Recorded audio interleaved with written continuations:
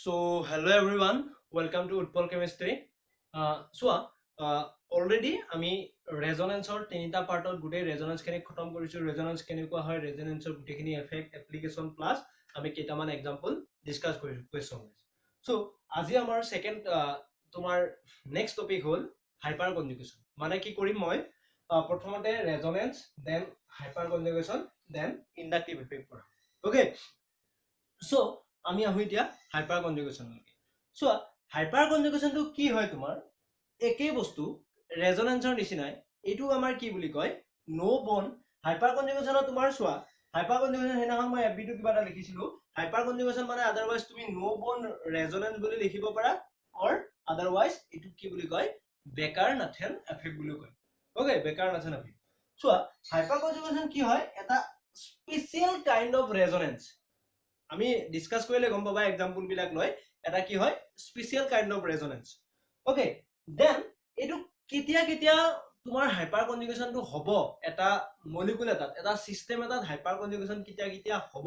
এই কথাখিনি চোৱা। In which special kind of resonance in which involve delocalisation of sigma bond and vacant p orbital. ধৰা এইটো বস্তু আছে CH3 CH2 positive, ডিলোকেলাইজেশ্যন of CH3 কি আছে, সিগমা বন্ড আছে, আৰু এইটো কি ভেকেন্ট পি অৰবিটেল এটা থাকিব। এই দুটাৰ মাজত যেতিয়া সিগমা বন্ড আৰু ভেকেন্ট পি অৰবিটেলৰ মাজত তোমাৰ হেয়া হ'ব, সেইটো হ'ব হাইপাৰ কনজুগেশ্যন। অৰ আদাৰৱাইজ ধৰা ফ্ৰী ৰেডিকেল CH3 CH2, এইটো এটা ফ্ৰী ৰেডিকেল, এইটোৰ মাজত হ'লে তেতিয়া তাক কি বুলি কয়, হাইপাৰ কনজুগেশ্যন বুলি ক'ব। ওকে, নেক্সট আৰু এটা হাইপাৰ কনজুগেশ্যন হ'ব পাৰে pi bond and sigma bond. ইয়াতে আমাৰ হাইপাৰ কনজুগেশ্যন তিনিটা কণ্ডিশ্যনে আছে। প্ৰথমতে হ'ল delocalisation of sigma bond and vacant p orbital. Vacant p orbital কাৰ কাৰ মাজত থাকিব পাৰে, কাৰ্বকেটানৰ লগত থাকিব পাৰে, অৰ আদাৰৱাইজ ফ্ৰী ৰেডিকেলৰ লগত থাকিব পাৰে। বাট ইয়াতে চাবা, হাইপাৰ কনজুগেশ্যন কেতিয়াও কিন্তু তোমাৰ কাৰ্বন আয়নৰ লগত নহয়। কাৰ্বন আয়ন মানে তোমাৰ কাৰ্বন আয়নৰ লগত কেতিয়াও হাইপাৰ কনজুগেশ্যন নহয়। হাইপাৰ কনজুগেশ্যন কাৰ্বন আয়নৰ লগত হোৱা এটাই এক্সাম্পল আছে, এইটো পিছতকে ডিসকাস কৰিম আমি। সো এইখিনি হ'ল আমাৰ প্ৰথম কথা। আৰু পাই বন্ড আৰু সিগমা বন্ড, পাই বন্ড আৰু সিগমা বন্ড মানে এনেকুৱা বস্তু,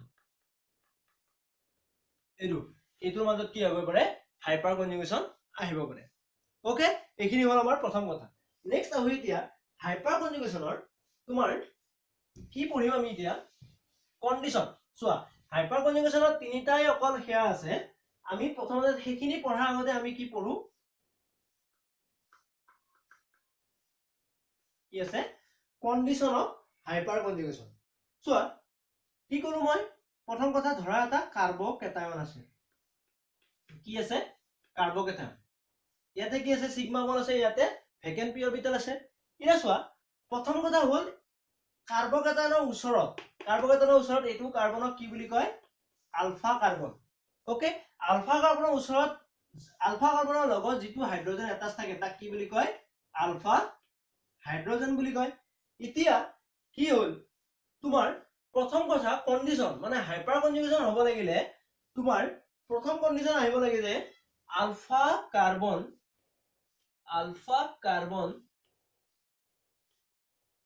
should be sp3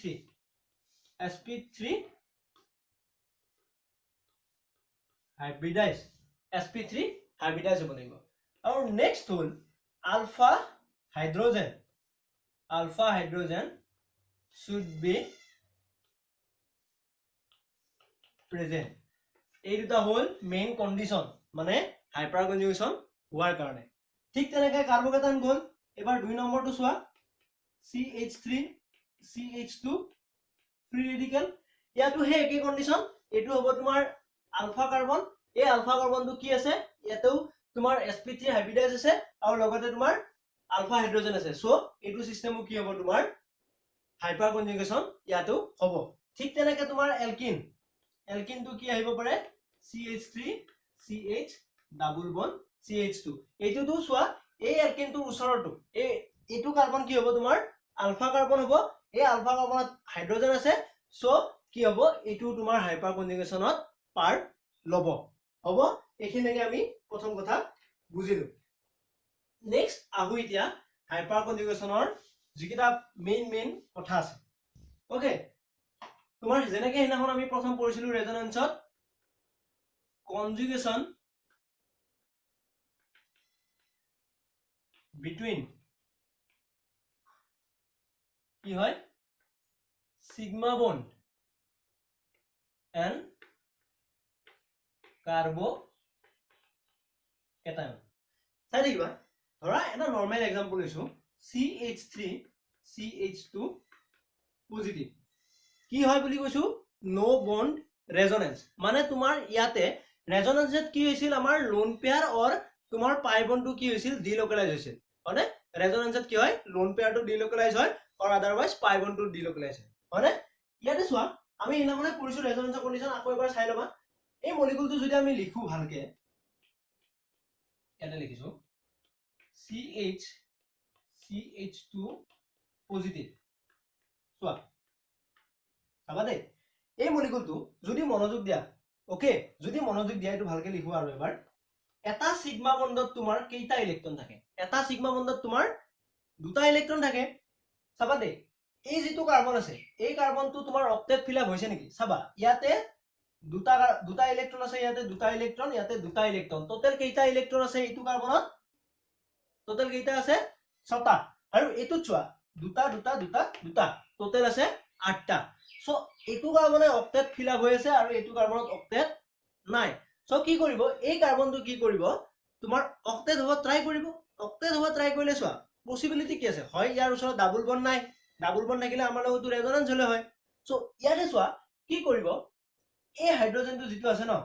এই হাইড্ৰোজেনটো কি কৰিব ইয়াৰ বন্ডাল গুটেডাল ব্ৰেক কৰি দিব বন্ডাল ইয়াতে ব্ৰেক কৰিলে ব্ৰেক কৰি কিনে তোমাৰ কি হ'ব বস্তুটো বন্ডাল ব্ৰেক মানে ঠিক ডাইৰেক্ট ইলেক্ট্ৰন কেটা ইয়াকে দি দিব দি দিলে চাই থাকিবা HCC ডাবল বন্ড CH2 বুজি পাইছা কি হল এটা এলকিনলৈকে কনভাৰ্ট হল আৰু লগতে H পজিটিভটো ইয়াতে থাকি যাব এই সিস্টেমটোতে কিন্তু H পজিটিভটো থাকিব আৰু অলপ পিছত কি কৰিব এই ডাবল বন্ডালে আকৌ এই H পজিটিভটো লৈ লব আকৌ এটোলৈকে কনভাৰ্ট কৰিব সো ইয়াতে কি চিন আহে এডাল এনেকুৱা চিন আহে মানে এটো আৰু এটোৰ মাজত কি হয় এইবিলাক বস্তু জাস্ট এটা থিওৰি মানে তুমি ভাবিছোৱে ইমাজিনেশন এটা সো কি হ'ব এটোৰ পৰা এটো পালো এটোৰ পৰা আকৌ এটো পাই যাম মানে সিস্টেমটোতে হৈ থাকিব ওকে হেতু বস্তু হল প্ৰথম কথা নেক্সট ওয়া এটো যেনেকৈ কৰিছে এই হাইড্ৰোজেনটো কৰিব পাৰিব এই হাইড্ৰোজেনটো ঠিক হেতু কামে কৰিব CH ইয়াতে এইটো হাইড্ৰোজেন থাকিব এই হাইড্ৰোজেন পজিটিভটো তোমাৰ ইয়াতে থাকিব এইটো হে একে কথা আকৌ হাইড্ৰোজেনটো লৈ লব সো আমি কি চিন দিছো ৰেজনেন্সৰ চিনটো মই হেনাখনে কৈছিলো হাইপাৰ কনজুগেশ্যন আৰু ৰেজনেন্সৰ এডাল চিনে ইউজ হয় ঠিক তেনেকে তোমাৰ এই বস্তুটো CH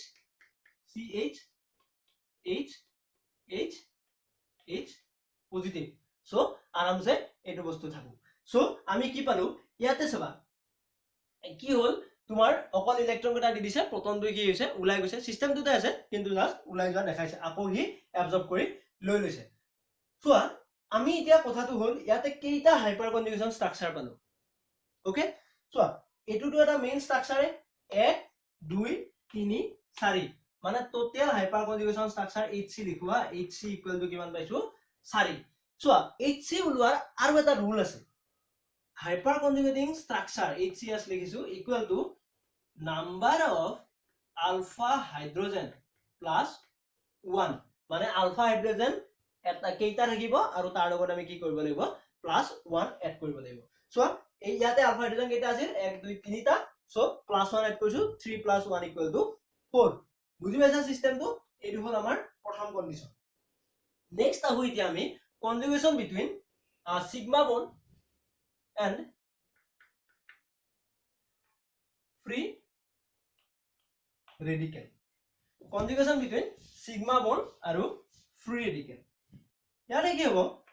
তোমাৰ ধৰা একে एग्जांपल লৈছো CH3 CH2 এটো এটা ৰেডিকেল চাবা ইয়াতে কি আহিব তোমাৰ CH2 চোৱা ইয়াত অলৰেডি এটা ইলেক্ট্ৰন আছে সো কি কৰিব ই হাইড্ৰোজেনটোৰ পৰা কেইটা ইলেক্ট্ৰন লব এটা ইলেক্ট্ৰন লব ৰেডিকেলৰ কাৰণে মই হেনাখনে কৈছিলো যে কি এৰো ইউজ কৰো আমি ফিশ হুক এৰো ইউজ কৰো সো ইয়াৰ পৰা এডাল আহিল হাফ এৰো বুলি কয় ইয়াৰ পৰা এটা ইলেক্ট্ৰন আহি এই ইলেক্ট্ৰনটো ওলাই যাব সো বস্তুটো কেনেকুৱা হ'ব HC double bond CH2 H কি হৈ থাকিব ৰেডিকেল হিচাপে থাকিব সো এটা কথা কওঁ এই যেটো H ৰেডিকেল আছে ন এই H ৰেডিকেলটো ইজিলি পোৱা ইমান তোমাৰ প্ৰ্যাকটিক্যালি ইম্পসিবল হয় কাৰণ H ৰেডিকেলটো বহুত আনস্টেবল হ'ব ওকে জাস্ট এটা মনত ৰাখিবা এনেকে জাস্ট বস্তুটো হৈছে ঠিক তেনেকে আমি কি পাম এইটো হাইড্ৰোজেনে যাব পাৰে এইটো হাইড্ৰোজেনে যাব পাৰে একেই কেইটা আলফা হাইড্ৰোজেন আছে তিনিটা আলফা হাইড্ৰোজেন আছে সো আমি হাইপাৰ কনজুগেটিং স্ট্ৰাকচাৰ কেইটা পাম আমি হাইপাৰ কনজুগেটিং স্ট্ৰাকচাৰ চাৰিটা পাম হ'ব এইটো হল আমাৰ 2 নম্বৰ নেক্সট আহিও আমি 3 নম্বৰৰ ক্ষেত্ৰত 3 নম্বৰটো বহুত ইন্টাৰেস্টিং হ'ব তোমাৰ এলকিন এন কি হয় সিগমা বন্ড এলকিন আৰু সিগমা বন্ড এনে চোৱা তোমাৰ CH3 CH2 সো একে কথা কেইটা আলফা হাইড্ৰোজেন আছে কেইটা আছে আলফা হাইড্ৰোজেন তিনিটা যিকোনো এটা পেলাই দিয়া সো এটো ওলাই যাব হয় তোমাৰ H2 কি হৈ যাব পজিটিভ হিচাপে ওলাই যাব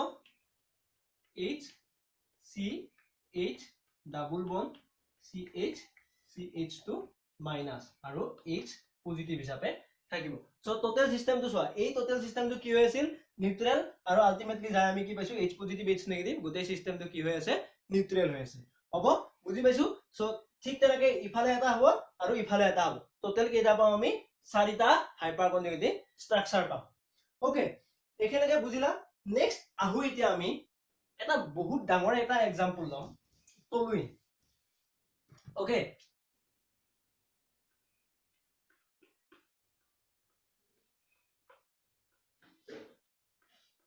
চোৱা এই টলুইনটোত কি হ'ব এলকিন আৰু সিগমা বন্ড একে হাইপাৰ কনজুগেশন কাৰণ কাৰ্বনত তোমাৰ কি হৈ আছে হাইড্ৰোজেন আছে আলফা কাৰ্বনৰ হাইড্ৰোজেন আছে সো হাইপাৰ কনজুগেশন দিব চাবা ইয়াতে এটা বস্তু প্ৰথমে হাইড্ৰোজেনটো আহিল ইয়াতে নেগেটিভ চাৰ্জ আহিব ওকে যেটো কাৰ্বন ইলেক্ট্ৰনটো উঠি গৈছে ইয়াতে কি চাৰ্জ আহিব নেগেটিভ চাৰ্জ আহিব ইয়াতে ডাবল বন্ড ইতে চোৱা তাৰ পিছত এটো কি হল এটো এটা ইয়াৰ H পজিটিভটো থাকিব এটো এটা কি হয় ইয়াৰ হাইপাৰ কনজুগেটিং স্ট্ৰাকচাৰ কি পাইছো এখিনি হাইপাৰ কনজুগেশন ইয়াৰ পিছত চোৱা ইয়াৰ পিছত কি হ'ব ইয়াৰ পিছত চোৱা ৰিংটোত নেগেটিভ চাৰ্জ আহি যোৱাৰ লগে লগে কি হট পাৰ্ট ল'ব এতিয়া এটো ৰেজনেন্সত বুজি পাইছা ৰেজনেন্সৰ মই কন্ডিশন বিলাক কৰাইছিলো ন যে তোমাৰ ডাবল বন্ড আৰু নেগেটিভ চাৰ্জৰ মাজতো হয় সো এটো এটা পালো তাৰ পিছত আকৌ এটো এটা হ'ব বুজিছা ন বস্তুটো কি কৰিব গৈছো সো আলটিমেটলি আমি কি বুজিলো যে তোমাৰ হাইপাৰ কনজুগেশন তোমাৰ টলুইনত কি হৈছে এটা হাইপাৰ কনজুগেশন মানে হাইপাৰ কনজুগেশন হল দেন ৰিংত যেতিয়া নেগেটিভ চাৰ্জ আহিব তেতিয়া কিহত পাৰ্ট ল'ব ই ৰেজনেন্সত পাৰ্ট ল'ব ওকে মানে একেটা তোমাৰ কি হয় ৰেজনেটিং স্ট্ৰাকচাৰ আৰু অনলি এইটো তোমাৰ কি হয় হাইপাৰ কনজুগেটিং স্ট্ৰাকচাৰ তোমাক সুধিলে টলুইনত আমি কেইটা হাইপাৰ কনজুগেটিং স্ট্ৰাকচাৰ পাম এইটো যেনেকৈ হাইড্ৰোজেনটো আমি ওলালো ঠিক তেনেকৈ এইটো হাইড্ৰোজেন ওলাব পাৰো এইটো হাইড্ৰোজেন ওলাব পাৰো সো টোটাল কেইটা হাইড্ৰোজেন আছে তিনিটা টোটাল স্ট্ৰাকচাৰ কেইটা পাম আমি হাইপাৰ কনজুগেশনৰ চাৰিটা স্ট্ৰাকচাৰ পাম মানে 3 + 1 বাকি এইকেইটা তোমাৰ কি আহিব ৰেজনেটিং স্ট্ৰাকচাৰ আহিব ওকে এতিয়া আহো আমি টলুইনৰ নিচিনা আৰু এটা এক্সাম্পল লওঁ এটো বুজি পাইছা ন টলুইনৰ নিচিনা আৰু এটা এক্সাম্পল লওঁ কেনেকুৱা হ'ব চাই দেখিবা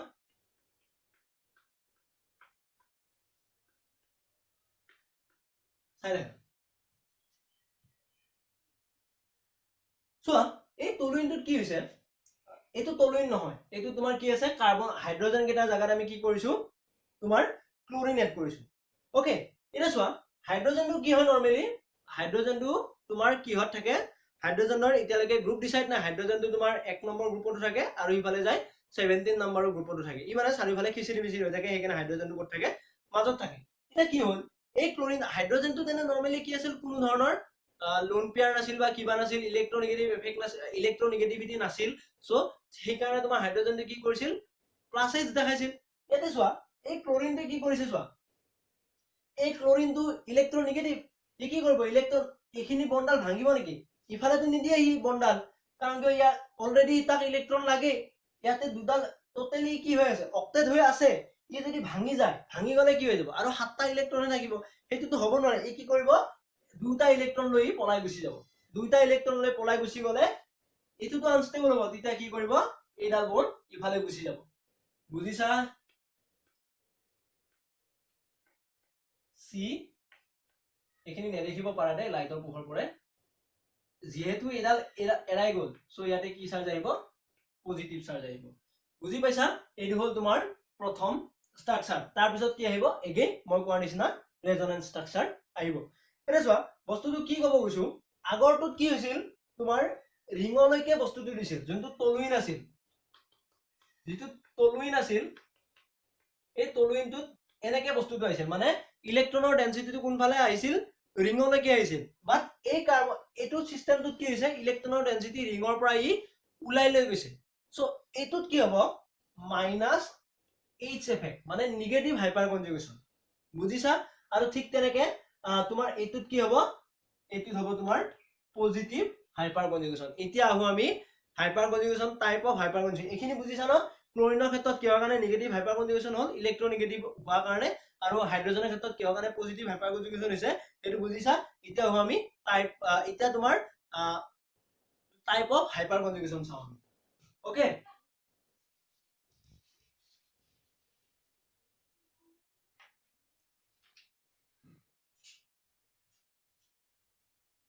চোৱা প্ৰথম আহিল প্লাস এইচ আৰু ইফালে আহিল মাইনাস এইচ প্লাস এইচ কোনে দেখায় প্লাস এইচ ধৰা তোমাৰ কোনে কোনে দেখুৱা আছিল এইমাত্ৰ ললো এটো টলুইন আৰু ইফালে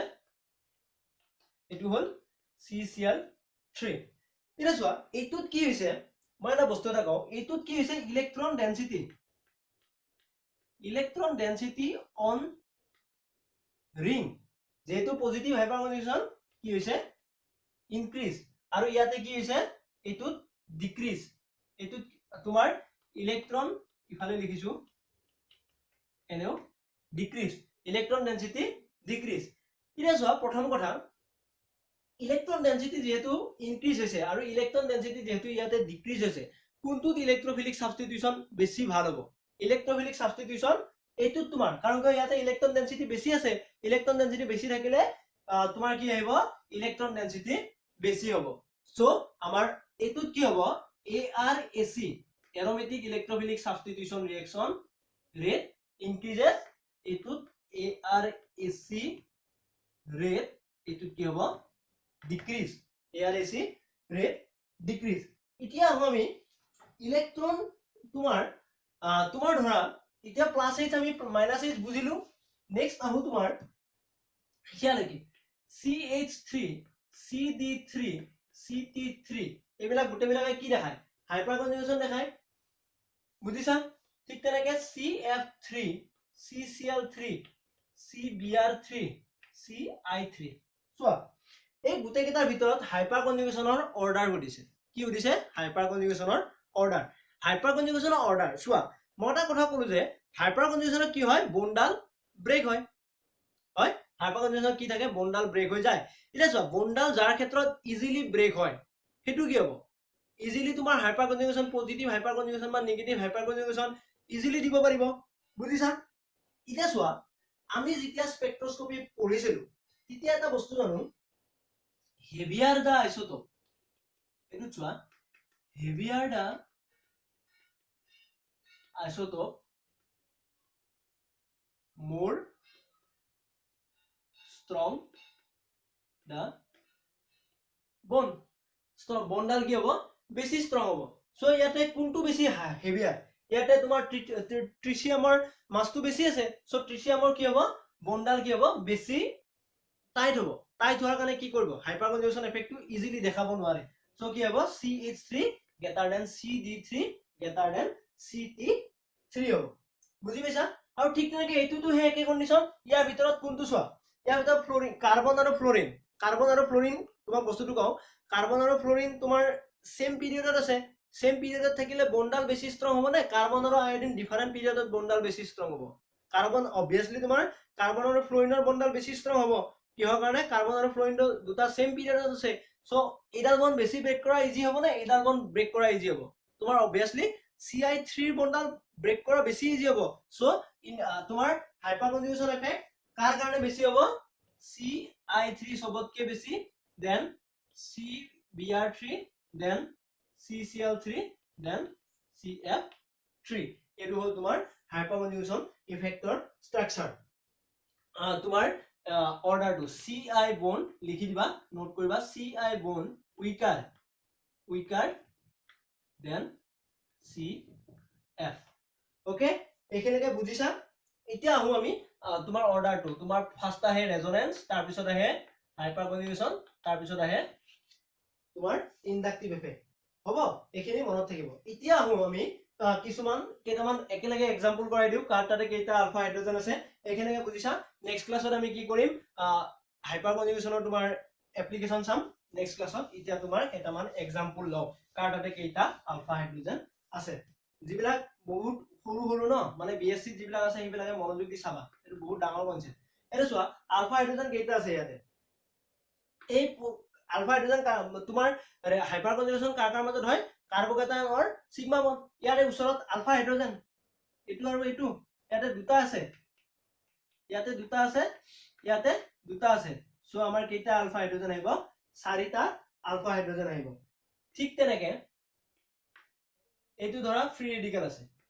ওকে এই ফ্ৰী ৰেডিকেলটো তোমাৰ আলফা হাইড্ৰোজেন আছে নে চোৱা আলফা হাইড্ৰোজেন এটো এটা ইয়াতে এটা আলফা হাইড্ৰোজেন আছে এটো এটা আলফা কাৰ্বন ন এটো এটা আলফা কাৰ্বন ইয়াতে এটা আলফা কাৰ্বন ইয়াতে তোমাৰ দুটা আছে ইয়াতে এটা ইয়াতে তিনিটা সো 1 2 3 6 আলফা হাইড্ৰোজেন হ'ব আলফা হাইড্ৰোজেন ইতে চোৱা একেলগে মনত পৰতে আৰু এটা কথা কম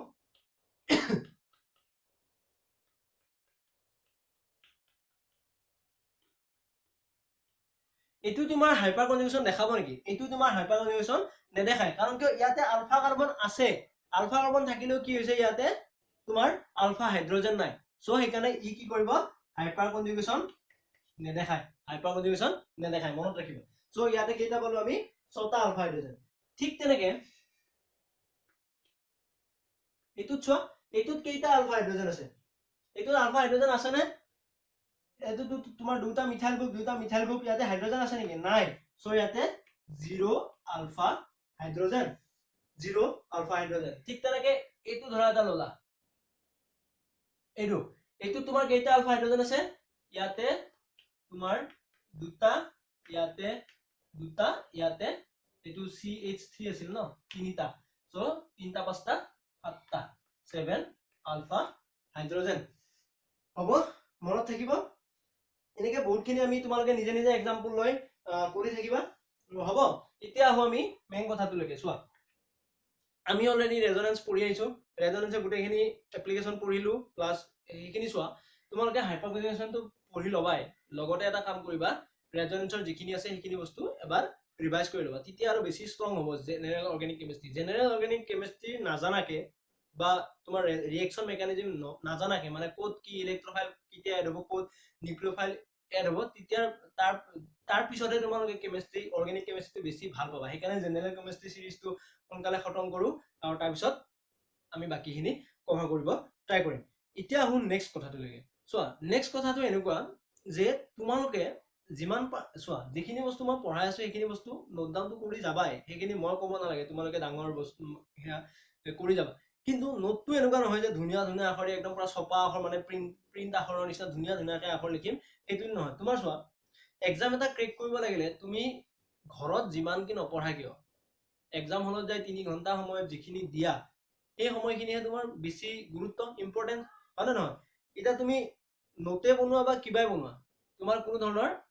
হে নহয় যিমানে বেছি প্ৰিচিয়াস মানে ভাল নোট নবনোৱা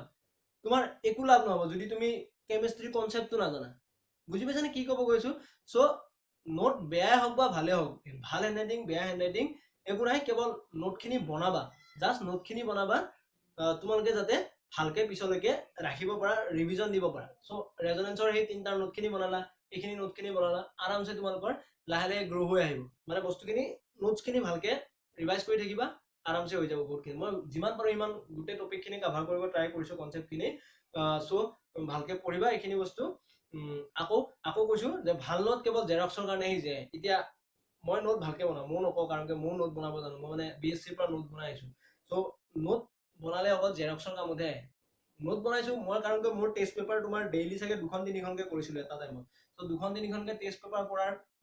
সেইবিলাক এনচাৰ আছে চ' সেইবিলাক এনচাৰ মই মজাকে ৰিভিজন কৰিব গৈছিলোঁ ন চ' তেতিয়া লাভ হয় বস্তুটো নোটছ বনোৱাৰ লাভ সেনেকুৱা বস্তু চ' সেনেকে বনাবা বেছি হেণ্ডৰাইটিঙো ভাল হ'ব নালাগে জাষ্ট আখৰবিলাক লিখিবা আৰামছে হৈ যাব জাষ্ট কেমিষ্ট্ৰি কনচেপ্টটো বুজিব ট্ৰাই কৰিবা হ'ব বাই